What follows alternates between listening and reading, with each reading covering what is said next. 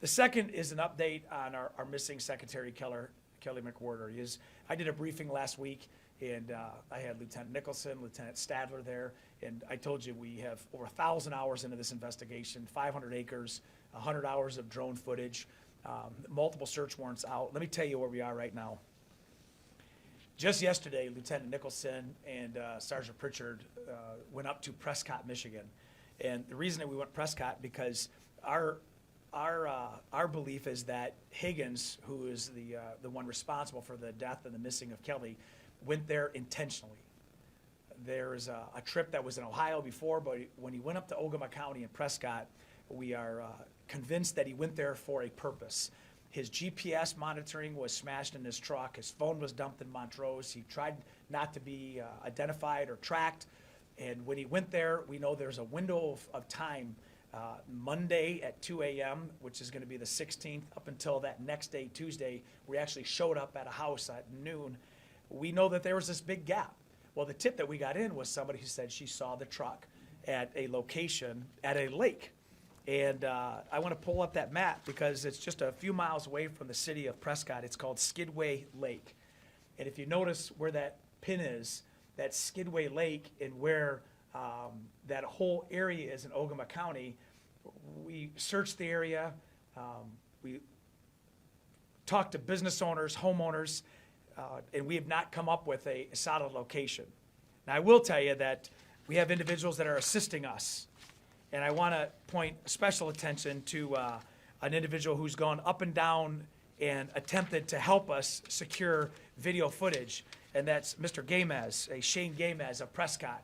I hope you're watching right now, because he independently has multiple businesses up there and homes, and he's taken it on himself to go search and see if there's any video footage, and gave Lieutenant Nicholson a thumb drive of hours and hours and hours of footage that we have to go over to try to pin a time and a date where that 2009 F-150 drove by his business. So I want to say thank you to Mr. Gamez, the Prescott business owner.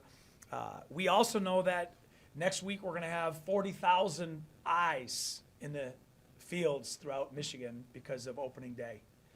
And what we're looking for, based on what we have in this truck, is a 2-track, a road, a small ditch where Higgins drove, and then disposed of Kelly's body.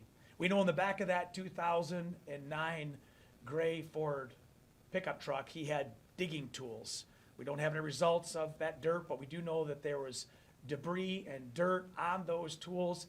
And we believe that he drove somewhere, and then not far from the vehicle, she was buried. So to anybody out there who is going up to their hunting blinds for the first time, we're looking for something that looks disturbed. I know we had a leaf drop, but most people know their property well enough that they see ruts. If they see anything that is unusual, certainly call 911.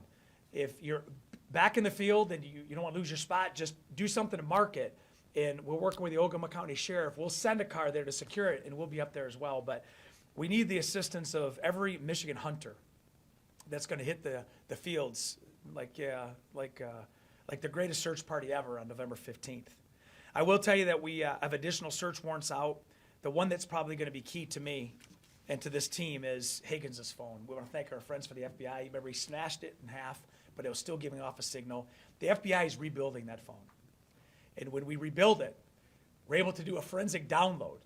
And on that phone is going to be different things that he had ordered and what he said, places he went, GPS. So we're looking to add more intel to find out where he was. So there's only one person besides Kelly who knows where she is, and that is he. And of course, he killed himself. I will say that Lieutenant Stadler, based on our investigation, also we sent one to Google. And I find it interesting that just a few months before she went missing, we have 3 unusual Google searches from Higgins himself. Number one, how far do you have to bury a phone not to be tracked by electronic surveillance devices? Number 2, is it legal to camp on state land without a permit? We do know that Higgins was a survivalist. He had gear in his truck. He was a nomad. Even in Flushing City, people will say that he didn't associate with anybody. He had a death stare. We know that he was premeditated from that domestic post that he had from 6 years ago that was so demeaning of a domestic partner. So we know this was in his mind, but the Google searches that he did, they paint a picture like this next one. What's the definition of avenge? Not revenge, avenge. Where he has defined himself as the attacker. That's why we know this is premeditated. He thought about it, he planned it, and we're trying to backtrack all these days, weeks, and months and years that he did plan this violent attack and death of Kelly. We will continue to give updates. The property, we should get an update tomorrow from the lab. As I said, we have 10 pieces of biological property and technological property up at the lab. We have 10 more to go. We're looking forward to seeing what the FBI is doing with that phone. They give us about another week and they'll have that done. Then we get that phone, we make an image of it, and we get to transfer that data into a software to interpret. We're on the right track. As I said to one of Kelly's friends today at the county board, we will not stop. We're not going to ever close this case until she is found and given a proper homegoing. But we are going to continue to do this and other things. I want everybody to know that if you have or see something in any of the cases that we do or anybody else, to just feel free to come forward. We will protect you. We're still looking for the one who wrote out that tip. We will protect you.